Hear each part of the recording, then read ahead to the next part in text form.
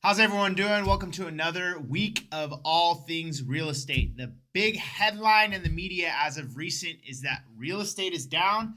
Nick, go into detail on that. Yeah, so the topic is, right, like, the number of sales or number of transactions is lower. But again, if we actually understand what's happening, inventory is down. Yes. So how can you buy a house that doesn't exist, right? Mm-hmm. So I would equate this in a couple different ways, and we've been talking about it. But let's just say the Kings playoff game, for instance. Mm-hmm. Tickets go on sale a week ago. Yep.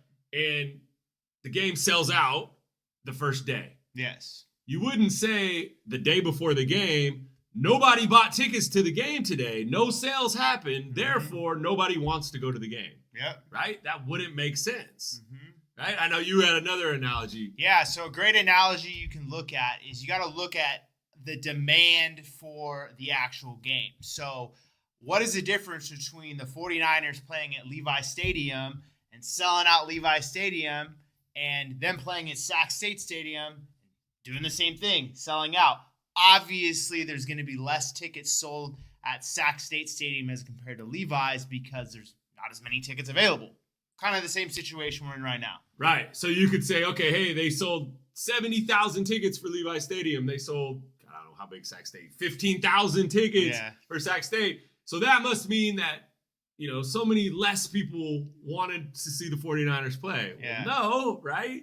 You can only buy what's available. Exactly. And I think that's what the media is spinning this in such an incorrect way to say home demand is down because home sales aren't occurring. Mm-hmm. Right? So what do we need to do to get more inventory available to get more sales to happen? Mm-hmm. And I think, we've talked about this so much in the past about why interest rates are trapped, mm-hmm. right? Home inventory is trapped. And I saw a stat that said it's over 60% of current homeowners have a mortgage of 4% or lower. Yep. So let's think about it. You have an interest rate, let's say between 3 and 4%. You're going to sell that by, let's call current market, between 6 to 7%. Mm-hmm. When people are making that, they're making that analyzation, let's say, between, okay, here's what I'm going to sell my house for, here's what I'm going to net, here's what I'm going to put down, here's what I'm going to buy. That cost difference and that affordability component right now doesn't make sense. Exactly.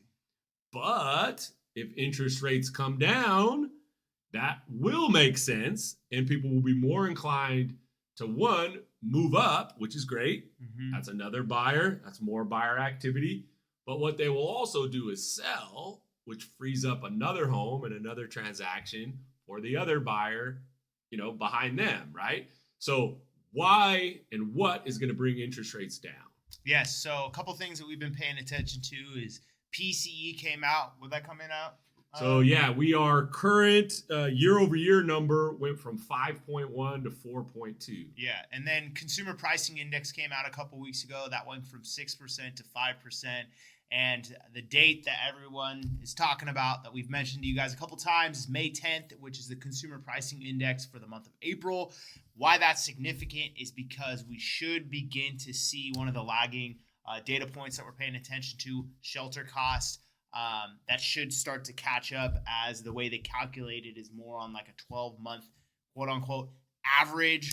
Right now it's quoted at 8.2%, but real-time data, it's actually at 2.6%. So there's a huge lag, which is preventing that inflation number from going down even more than it already has. Totally. So these are all great signs that start our journey towards lower interest rates. Mm-hmm. And as rates come down, affordability goes up, activity will continue to increase. So if you are a buyer, right, that's looking to buy, I would still say now is still your greater opportunity to buy when there is slightly less demand available.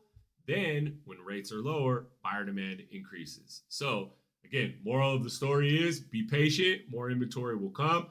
Just because the media says the housing market's going to crash doesn't mean that they have any information that points to that, right? Continue to follow facts and not fiction. And if you're a buyer, get in the game, because now might be your best opportunity.